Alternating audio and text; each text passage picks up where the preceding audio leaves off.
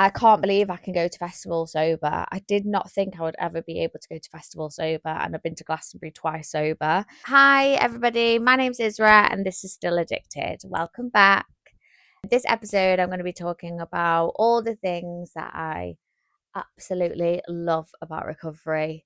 I feel like the last few episodes I've been talking about the stuff that is difficult, which is so important to do because I think if I feel like I have a duty to make sure that I tell my life experiences of recovery truthfully and honestly, and not that it's just absolutely all amazing all the time. I think a lot of people like to speak about the positives a lot and they don't really delve into the really hard times. So I do think it's really important for me to speak about those stuff because I don't want people to think when they go into recovery and they're struggling really hard that they're doing it wrong, because you're not doing it wrong at all. It's going to be up and down all the time. So I've done a few episodes on that kind of stuff, but I really wanted today to speak about all the things that I fucking love about recovery and what keeps me going, what makes me want to continue doing what I'm doing and helps me push through those dark times. So I feel really grateful today, and I think it works perfectly because I don't think if I was feeling grateful or feeling positive, I'd be able to talk about those things as much as I want to today.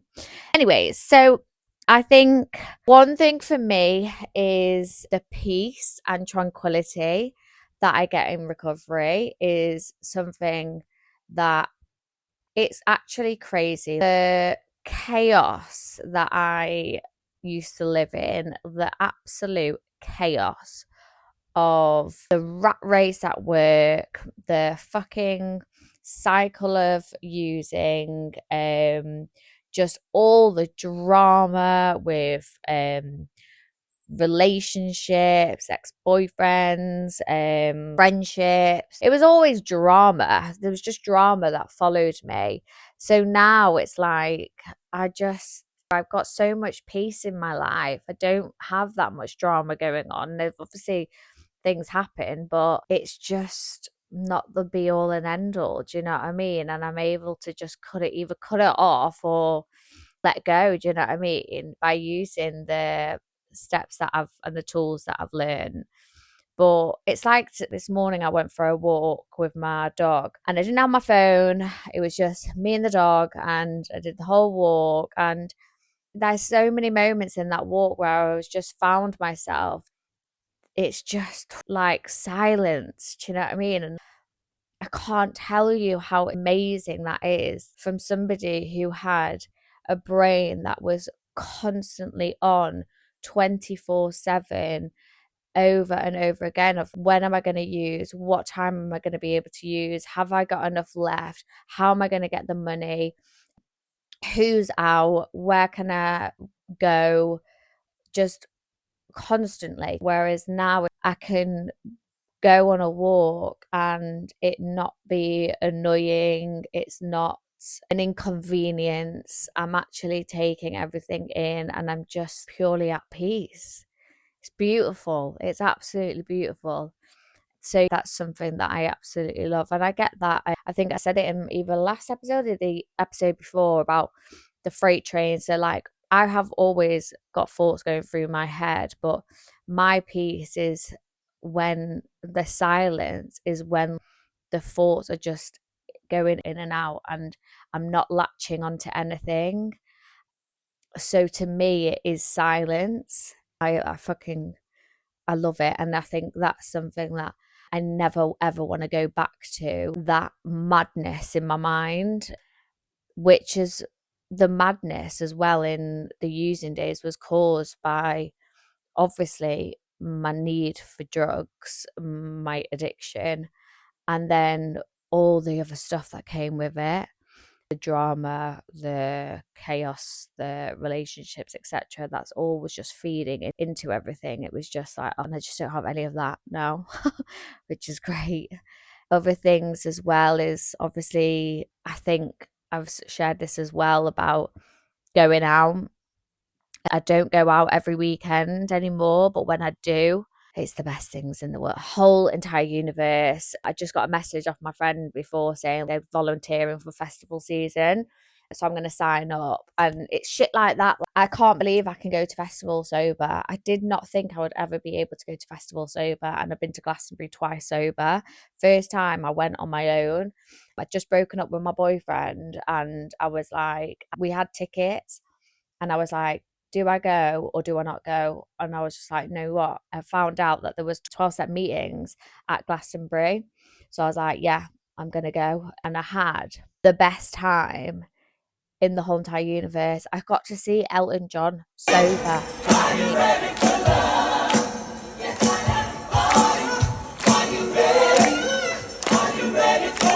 Sober. Do you know what I mean? I was there present.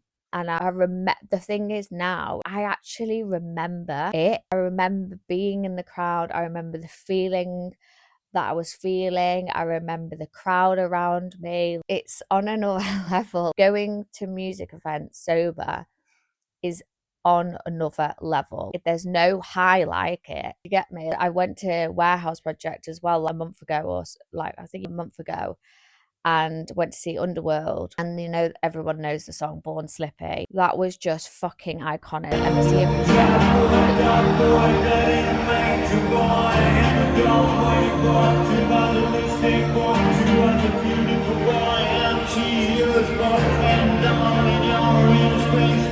see, but that feeling of being at a rave, when I got into recovery, I made sure I would do everything and anything to make sure I could go to music events, because music is everything to me.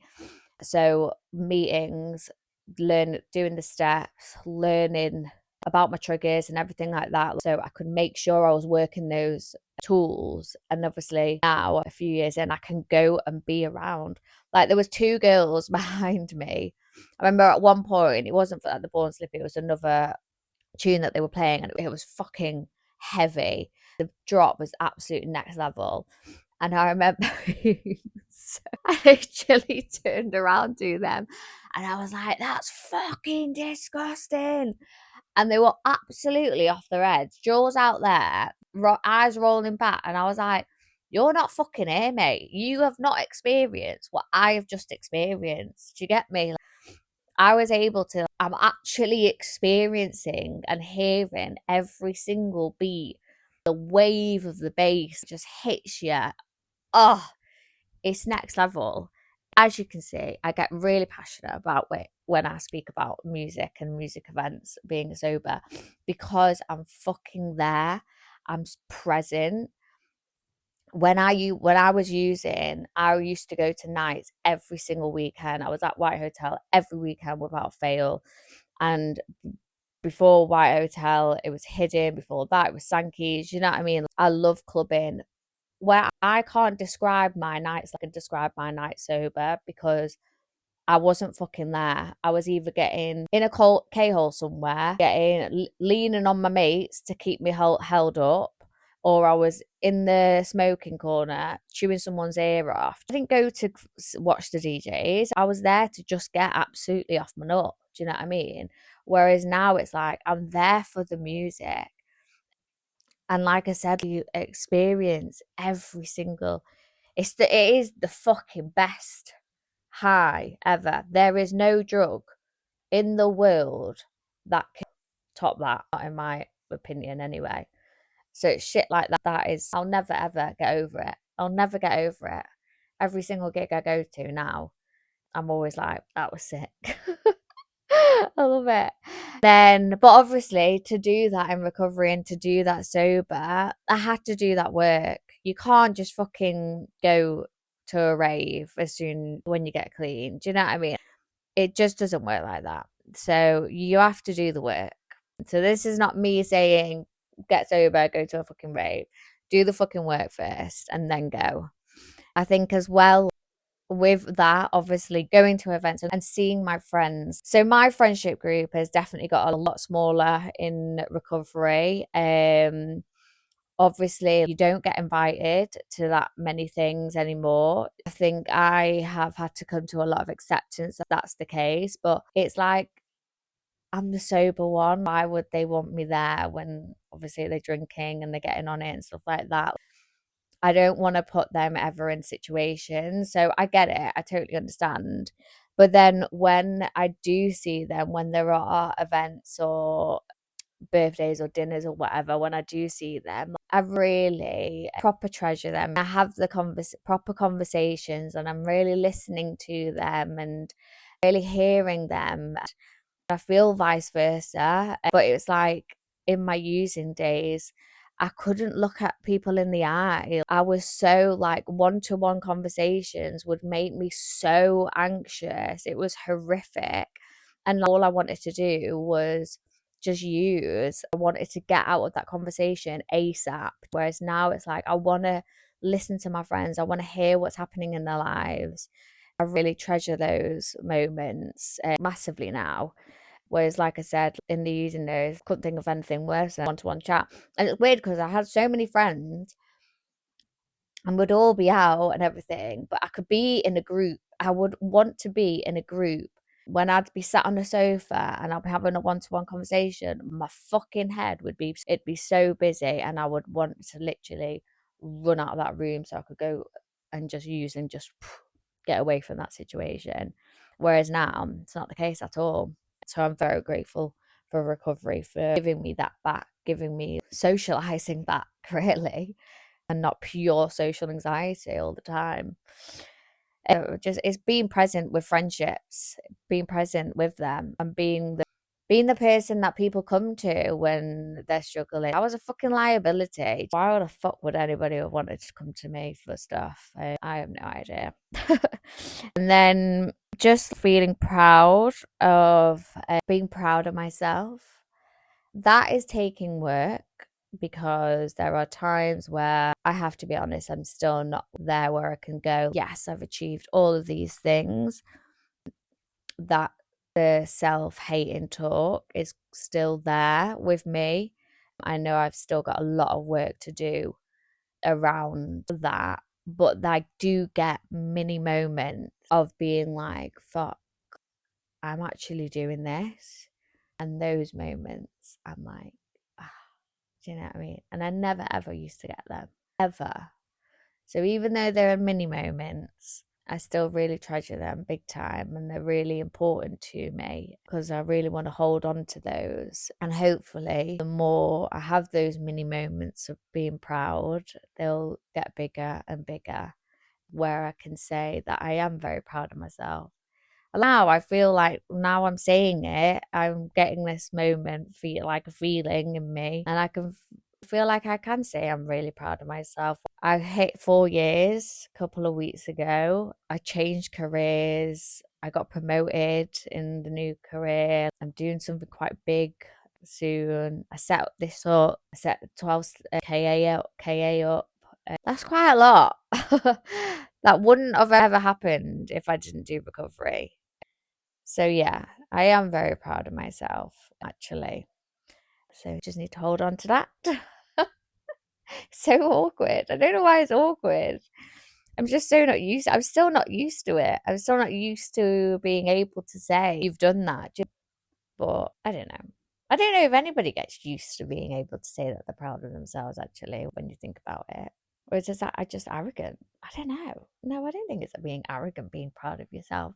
Anyways, so I think the best, all of those things is the peace that I get going out to fucking raves, festivals, all of that stuff, being clean and being present in them, being present with my friends, and being proud of myself. I've probably are the main things that I absolutely love about recovery.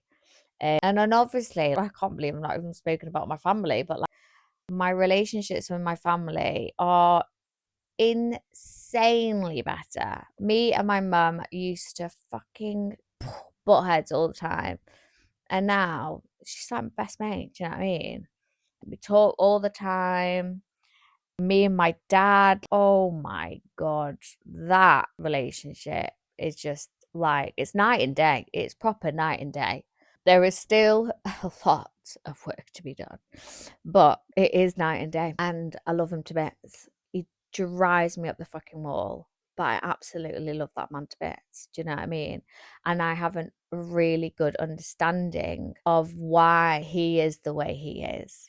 And I've got acceptance around that. And I would never have got that stuff if I wasn't in recovery. Not a chance. Because I was so self and I had no time or conscience or room in my brain to think about his point of view. So that's another amazing thing. So I think, well, I'm going to leave it there, but those are definitely the main things. So family relationships, my peace of mind, being present with my friends, music, going to sing live music, and having my small proud moments. But I want to know, what, if you're watching, what is it for you? What's something small in recovery that you absolutely love? Please comment below. That would be amazing. Let's have a chat. Let's open this up. If you haven't already, please hit subscribe, share the episode, but I will see you next week. Goodbye.